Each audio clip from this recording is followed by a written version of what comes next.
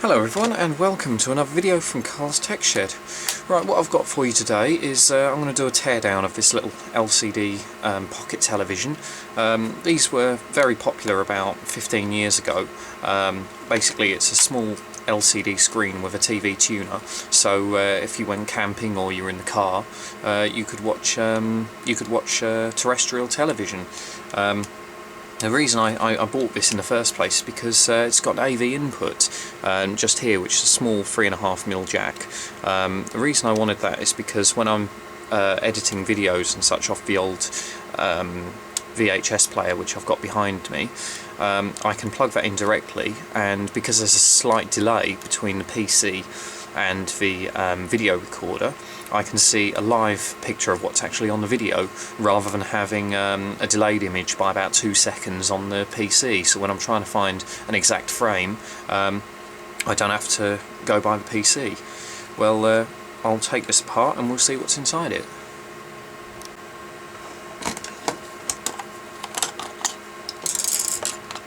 As you can see, it takes 4 AA batteries. It's got 1 in the back and 3 on the front. Now I've also got a small aerial which is attached to the top of it. This is going to be held in by this screw here. I'll take that out in just a moment. It's quite a long screw there which is going to go through to the front of the case. Now originally, about 15 years ago, these would have cost around £100, so they were quite expensive, and for the same money you probably could have picked up a regular portable 14-inch TV, so quite a luxury item I guess, but not for me. No, I picked this up back in the summer at a car boot fair for £1, so it was a bit of a bargain, but unfortunately it's not going to work around here much longer because where I am just within the M25, everything's gone digital now, so this is not going to be very useful to use as a standard TV, which is why I'm just going to use it as a video monitor. Let's see if I can get something to get this case apart.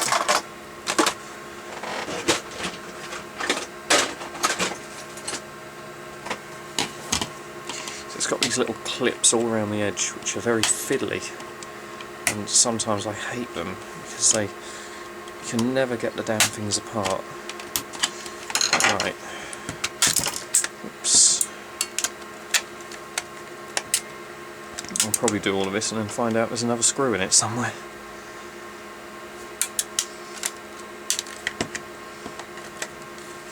Looks like that button is what's stopping it from coming apart. Maybe not.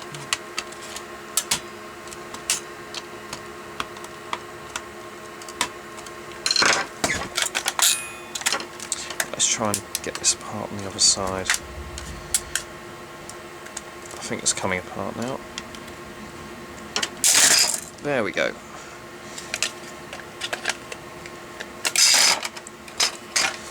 Right, well, as you can see, that's the LCD in the front. There's a small speaker in the back, which I can't imagine that would give very good sound quality.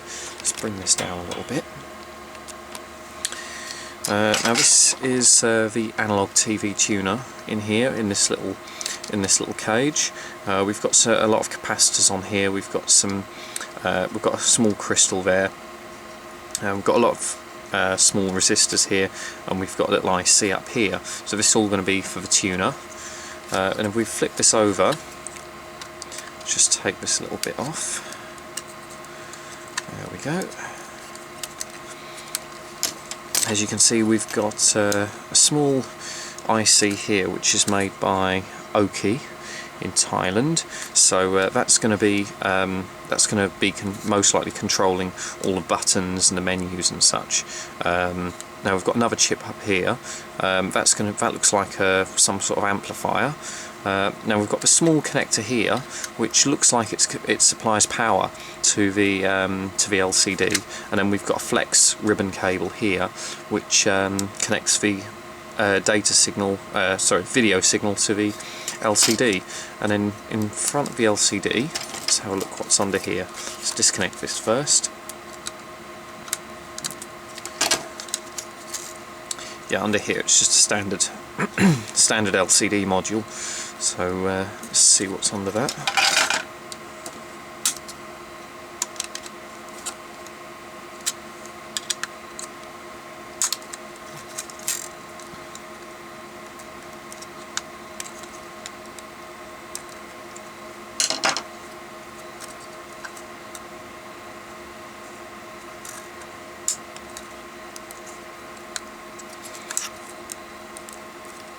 It doesn't seem to want to come off. It looks like there's some I think this whole thing has been soldered together once it's been mounted, but from what I can see there's some small op-amp chips just under here. There's some there's going to be an LCD controller chip just under here to control the LCD, but for the original price, which was about £100, I can only imagine the majority of that money would have been spent on the LCD itself. Simply because, well, back then LCDs were incredibly expensive, even for a small one, hence why laptops were so expensive as well. But this is a little screen. I'm not sure what size it is exactly. It doesn't say on the case, but it's relatively small. It's about 2.5 inches across, something like that. But yeah, I mean, it's a very simple little bit of kit, really.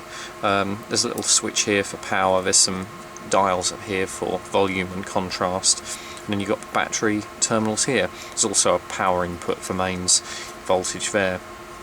But yeah, I mean, very simple circuit, very simple circuitry. Just an analog tuner and a little controller chip and a little amplifier. So yeah, very simple. Well, thanks for watching, and I'll have another video up soon.